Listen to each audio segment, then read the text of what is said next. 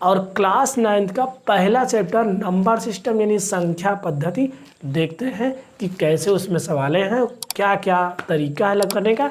तो वीडियो को शुरू करते हैं। वीडियो लाइक कीजिए फिर स्टार्ट कीजिए। चलिए देखते हैं।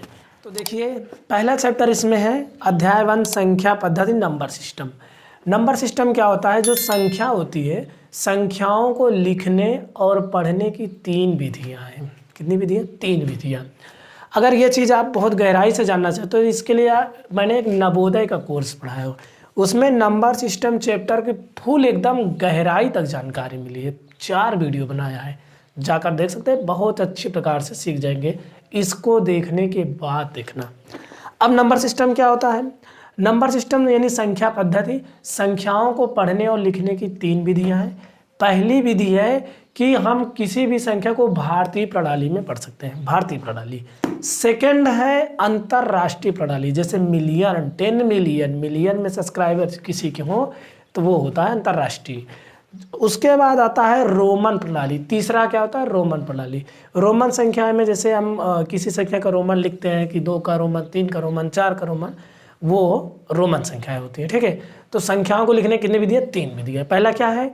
पहला आप हमारे साथ बोलेंगे। पहला है भारतीय प्रणाली, दूसरा है अंतरराष्ट्रीय, तीसरा क्या है? रोमन प्रणाली। ठीक है, तो इसमें एक भी प्रणाली नहीं पढ़ना है हमको, केवल इस जानकारी अकेले चाहिए।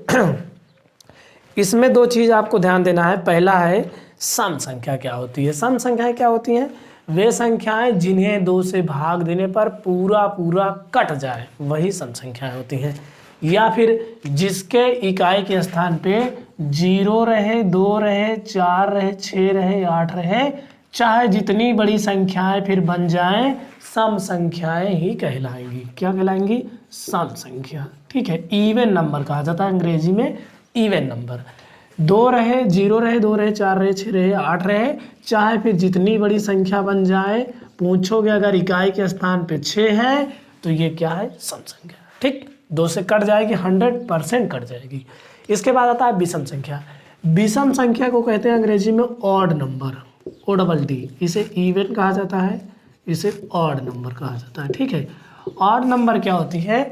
जिन्हें 2 से भाग देने पर पूरी पूरी ना कटे और शेष फल 1 बच जाए, वही विषम संख्या है। जैसे 3 ले लीजिए, 3 में हम 2 से भाग करें, 2 × 9 2, पूरा पूरा नहीं कट रहा, शेष से 1 फल बच जा रहा है। यदि 1 बच जा रहा है, देखो 2 × 9 2, या ये रिमाइंडर शेष फल 1 बच जा रहा है। तो विषम संख्याएं क्या होती हैं? वे संख्याएं जिन्हें 2 से भाग देने पर पूरी पूरी ना कटे और शेष फल 1 बच जाए। 3 हो गया, 4 कटेगा, 4 तो 2 से तुरंत लुढ़ीस, 5 के बाद 7, 9, फिर 11, 13, ऐसे डाट डाट कहाँ तक है? अनंत तक। अनंत मतलब क्या होता है? जिसकी कोई सीमा नहीं, जहाँ तक हम पहुँच ही न सके, गिर ही न सके। ठीक है, इसमें भी ऐसे होता है। अब इसके बाद आता है अभाज्य संख्या। अभाज्य क्या होती है? बहुत इंपॉर्टेंट चीज़ है अभाज्य संख्या। अभाज्य संख्या, प्राइम नंबर। अभाज्य संख्या क्या होती है?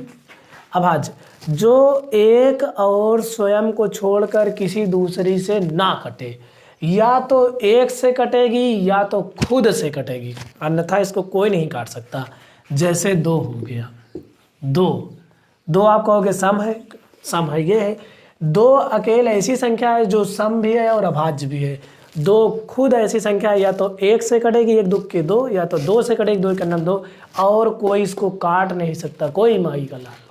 इसके बाद क्या हो गया? 2 के बाद हो गया 3 हो गया, 3 के बाद क्या हो गया? 5 हो गया, 7 हो गया, 9 है, 9 सोच रहे हो 9 होगा, लेकिन 9 देखो 3 तिरिक का 9, 1 और 9 को छोड़ के तीसरका आया, ये काट के चला गया।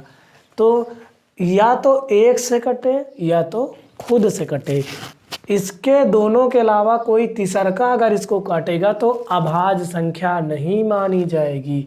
तो इसमें 9 अभाज्य संख्या नहीं होगी, ध्यान दीजिएगा।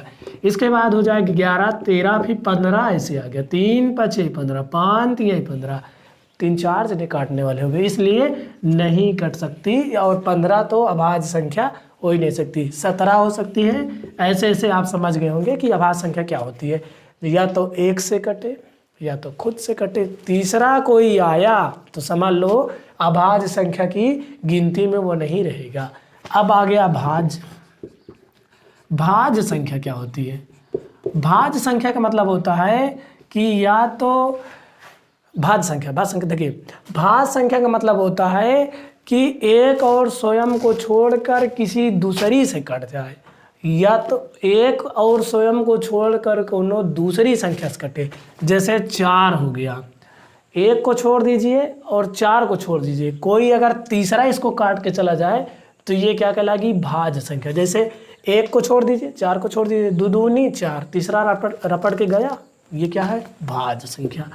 4 के बाद 6 हो गया, देखो 1 को छोड़िए, स्वयं को छोड़िए, तीसरा रपटा, 3 दूनी 6, ठीक, 2 तिहाई 6। 6 के बाद क्या हो गया? 8 हो गया, 9 हो गया, 9 हो सकता है, क्यों नहीं हो सकता? क्योंकि एक और स्वयं को छोड़कर तीसरा कोई रपटे, बस 3 त्रिक 9। उसके बाद 10 हो गया, फिर 12 हो गया, फिर 14 हो गया, 15 हो गया, 16 हो गया, 17 छोड़ दिया, 18 हो गया, 20 हो गया। ऐसे ऐसे बहुत है, आप समझ गए। एक और स्वयं को छोड़कर, यानी कि खुद को और एक को छोड़ के अगर तीसरा कोई रपट दे तो समझ लीजिए वो भाज्य संख्या। एमा क्या है? इसमें क्या है कि एक और स्वयं को छोड़कर कोई दूसरा यानी तीसरा आदमी इसको न काट पाए, वो क्या है? अभाज्य संख्या। और विषम संख्या क्या है कि जिसे 2 से भाग देने पर एक शेषफल बच जाए, वही विषम संख्या है। सम संख्या क्या है? जिसके इकाई के स्थान पे 0, 2, 4, 6, 8 दिखा दो, उस सम के सिवा कुछ हो ही नहीं सकती। मतलब हो सकती है लेकिन वो संख्या सम है ही, ठीक। इसमें आपको यही 4 चीज़ जानना था। इसके अलावा जो चीज़ है फर्जी है। क्या है? फर्जी है। दुनिया भर कुछ